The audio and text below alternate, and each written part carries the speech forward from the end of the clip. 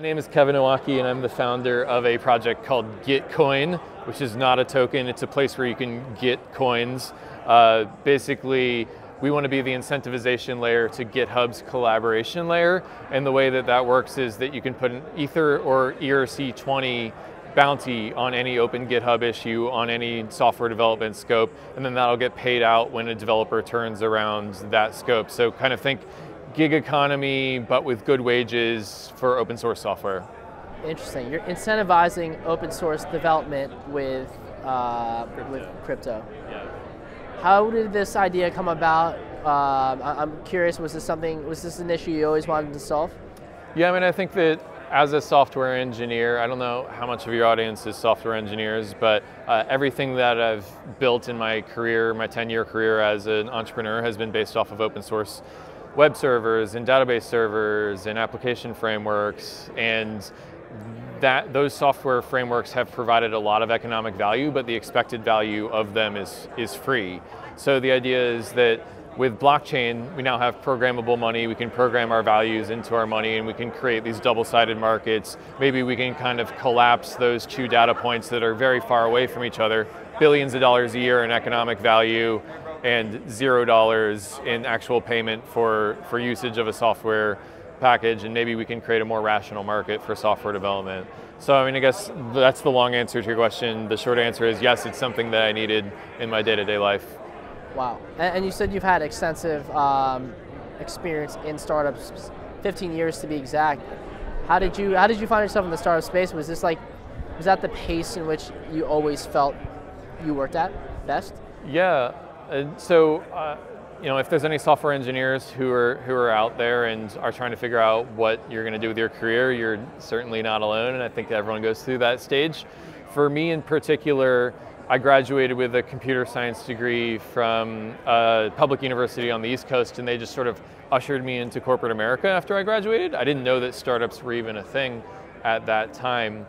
And at that time, this is 2007, 2008, the Facebook platform had just come out, and people could for the first time use Facebook in order to deploy their applications to the world. And I built a Facebook application nights and weekends while I was working the corporate job that very soon was making more money from the Facebook application as I was from my corporate job. And at that point I was like, holy smokes, there's this whole startup ecosystem out there that I didn't even know about, that I now have legitimacy in because I've done entrepreneurial stuff, and that sort of lit the fire for me that there was an unbeaten path that I could go down, and I've been doing startups ever since. So that was 2007-ish. It's been about 11 years since that happened, and I've never been happier being in startups.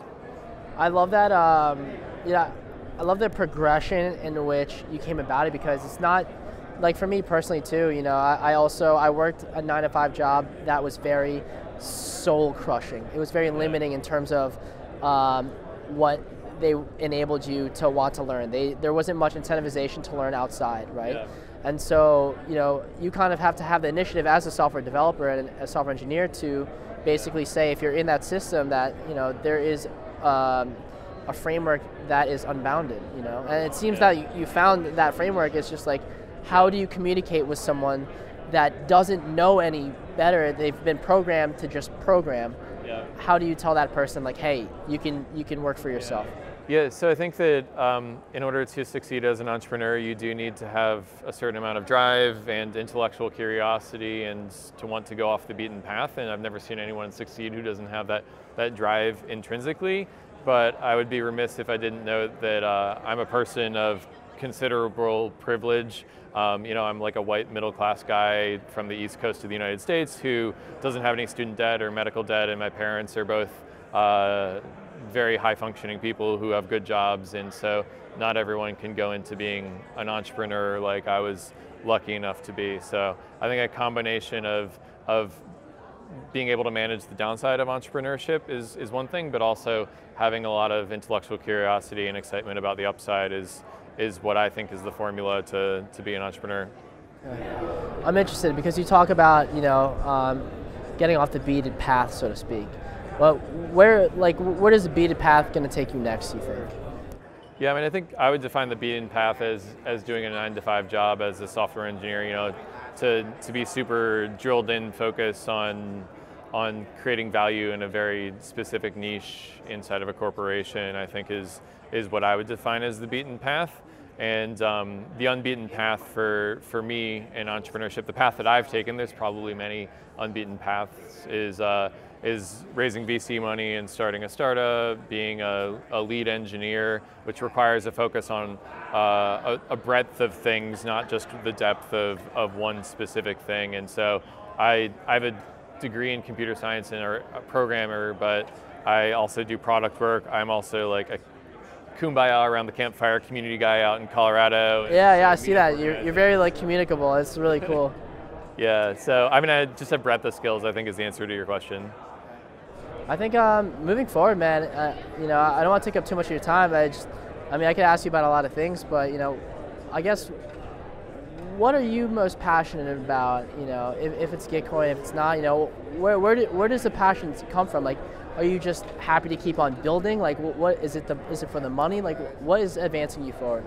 Yeah, I mean, I think so I think a lot about, because Gitcoin is a platform for jobs in the 21st century, I think a lot about what motivates people to do those jobs. And I do think that it's more than just being well compensated. An economist might say supply and demand, and if you're paid a certain rate, you'll do a certain job. But I think it's more intrinsic than that. I think that people want to do work that aligns with their values, and I think they want to do work that has an impact.